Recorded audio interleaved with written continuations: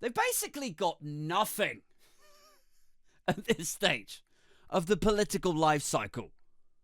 You know, like they had their pillars, their principles, and they're all done.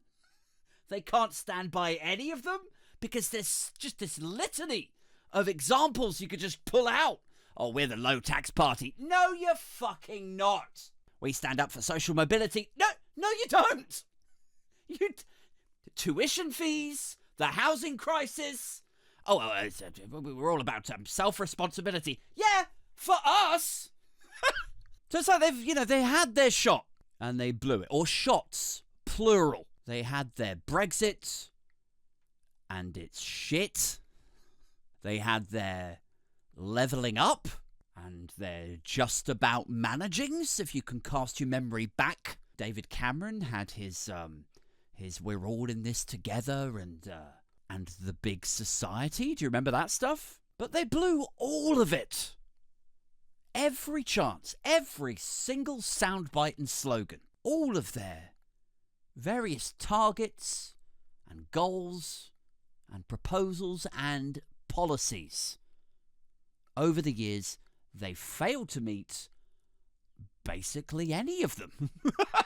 I mean, I read a thing this morning, right? I think it was in response to, or like it was a quote tweet to Nick Robinson, the BBC journalist. And he was basically like, Nick Robinson was like, why should people trust you? You know, do you really truly believe that you deserve another shot at this? Do you, the Conservatives, believe that? Which for Nick Robinson was, it's quite surprising because he's what is he? He's Oxbridge.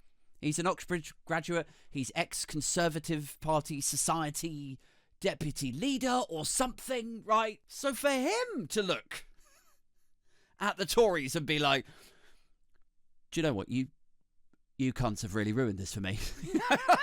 But yeah, he basically said to Rishi Sunak in this interview with the Prime Minister, he basically asked him, he said, what have you actually got to show for the last 14 years in government? And Rishi Sunak, to be fair, was like, well, British school children are actually the best readers in the world, which like I don't want to take it away from him, right? Like I don't want to stamp on your flowers, Rish. I don't want to rob him. I don't want to rob them of their one accomplishment, right? Like it's good if our children, if British children can read better or to a higher standard than other children from other nations around the world. Obviously, that is a good thing. But I do think it might gain wider applause if it weren't probably down to the fact that most of us these days can't afford to turn the fucking cartoons on for the kids anymore. That actually, yes, we've got the best readers. Children are the highest standard readers in the world, in Britain. Great. But actually, that is just a byproduct of making everything else shit for us.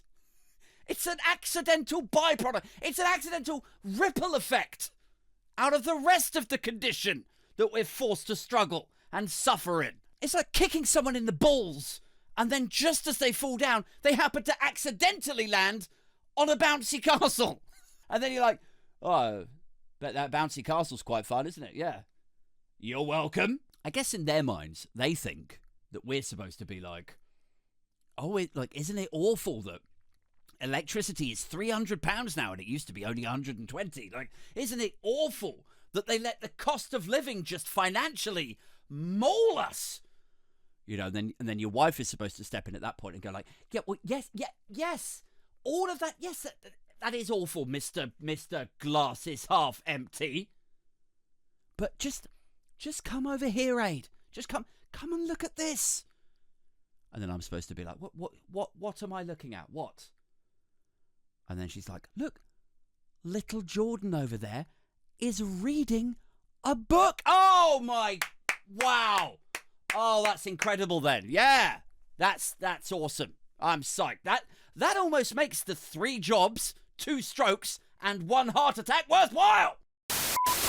From your neck to your ankles, your black balls screaming booze down the damn halls and crank calls. Reviews and those rant balls, my man brawls. Your straw man, your ball games, it's your dad's balls. All day, every day, your boy's killing it. Quick dealing the sick shit, straight illin' it. Slick figure in politics, for the thrill of it. Pillin' beer, swillin', going ape on gorilla shit.